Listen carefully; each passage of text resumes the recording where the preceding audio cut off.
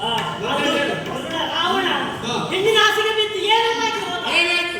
ಅವನು ಸತ್ತು ಮುಳ್ಳು ಮುಖ್ಯ ಹೋದ. ಅವನು ತಪ್ಪನ್ನೇ ಅಶೋಕವನ್ನೇ ಬಿಟ್ಟು ಕೂತ್ಕೊಂಡ ಸೇರಿದ್ರೆ ಆಗ್ತಿತ್ತು. ನನಗೆ ಕೊನೆ ಸಿಕ್ಕಲು ಸಂಪರ್ಕಕ್ಕೂ ಇಲ್ಲ.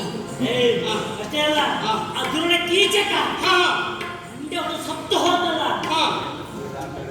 ಹಾಗೆ ಹೆಣ್ಣಿನ ಆಸೆಗೆ ಬಿದ್ದವರು. ಹೆಣ್ಣಿನ ಆಸೆಗೆ ಬಿದ್ದಂತವನಲ್ಲ, ಮುಳ್ಳು ಮುಖ್ಯ ಹೋಗ್ತಾರೆ. ಒಳ್ಳೆ ಮಾತಲ್ಲಿ ಹೇಳ್ತೇನೆ.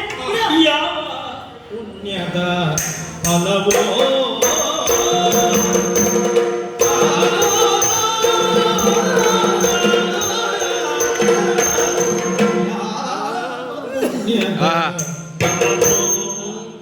ಯಾವ ಪುಣ್ಯದ